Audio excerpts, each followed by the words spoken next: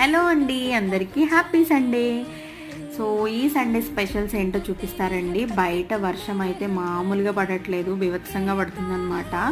So బయట వర్షం పడుతుంది, దట్టు చల్లగా ఉంది.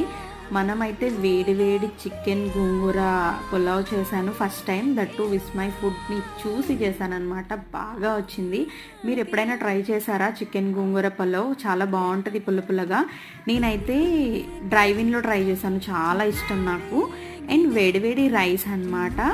అమ్మ వాళ్ళకి తలకాయ కర్రీ, సో నాకు అస్సలు నచ్చదు ఈ కర్రీ, అండ్ స్మెల్ కూడా నాకు నచ్చదు అనమాట. అండ్ బుజ్జికి నాకు వచ్చేసి రొయ్యలు మ్యాంగో కర్రీ చేసుకున్నాము. అద్భుతంగా ఉంటుంది మ్యాంగో విత్ ప్రాన్స్ కర్రీ, అసలు అద్దిరిపోతుంది కదా.